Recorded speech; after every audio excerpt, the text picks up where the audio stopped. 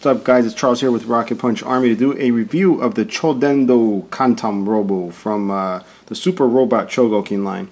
This specific figure is from a show within a show called Shin-chan, which is a, long story short, really weirdly drawn cartoon that has a lot of dirty jokes in it.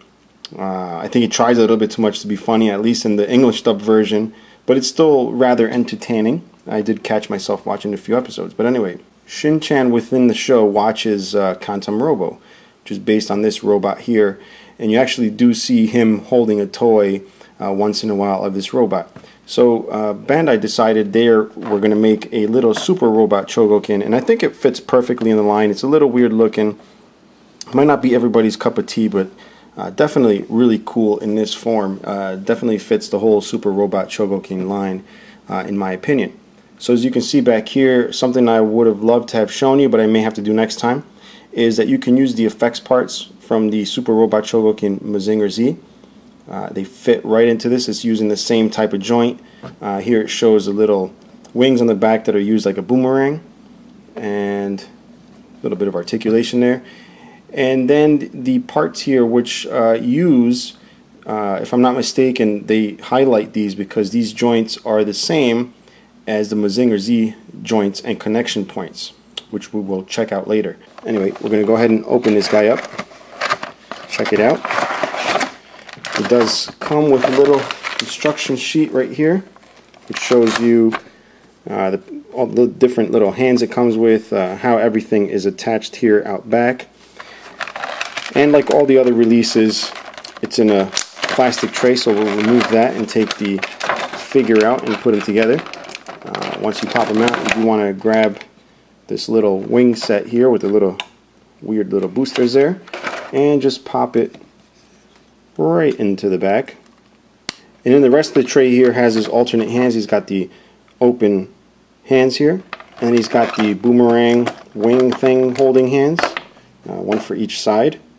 All right, and then he's got this little peg here, which goes right back here, which allows you to use a Tamashi stand. All right, so moving on along, we'll take a look at the figure now.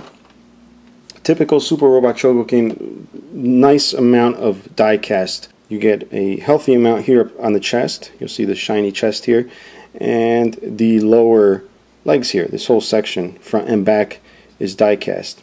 And on the camera, at least on my screen here, you can kind of see that this green looks a little different than that green. With your own human eyes, that's not a problem, but cameras tend to pick up different shades.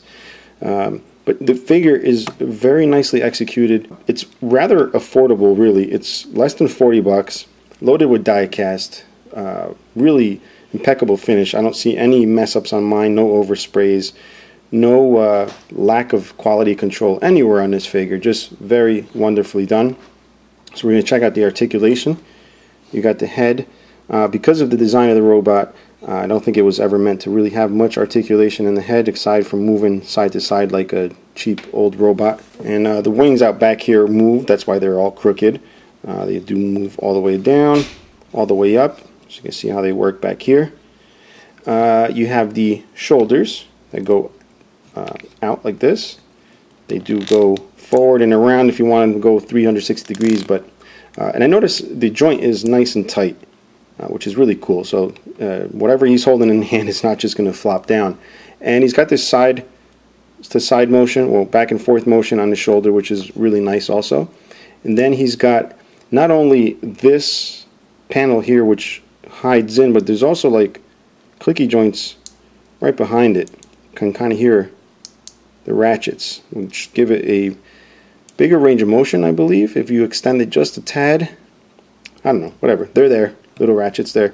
You get the upper chest, you get the lower waist here, or the lower chest, whatever you want to call that. You do have die cast joints inside of this here, which is plastic, but the inside is metal, which is nice.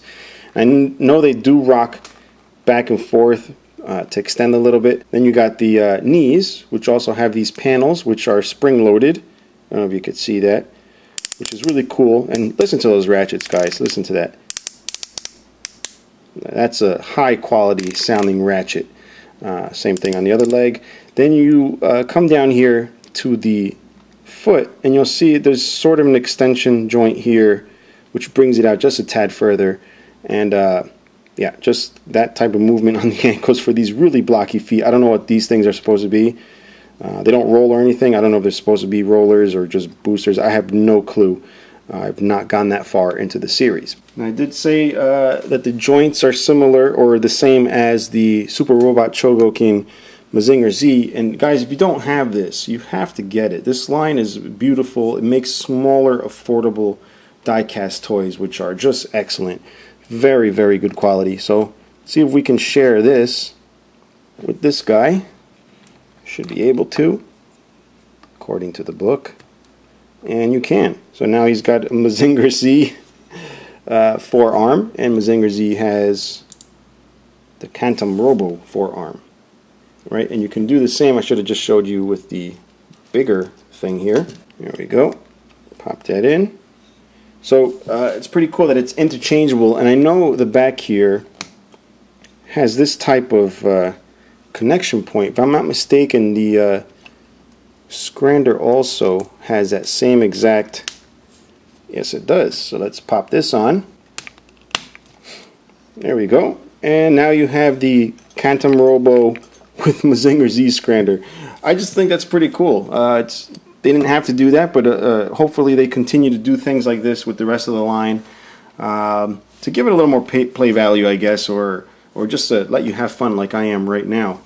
And the only other thing I can show you guys is the, I'm going to leave the Scrander on just for the sake of continuity and show you what this hand looks like. So that's what this hand looks like, and just attach it to him. Take this off, pop this on. So that's what it looks like with this hand. And I do want to put the boomerang type hand, which is this bad boy here.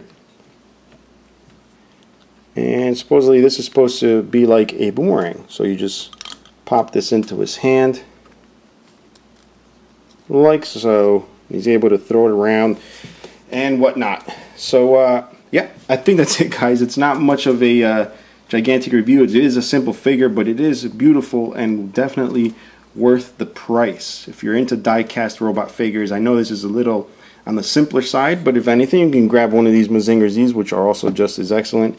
And you can go ahead and get those at bbts.com. Link is down below. And if you have any questions or comments, guys, please leave them below. Until next time, bye-bye.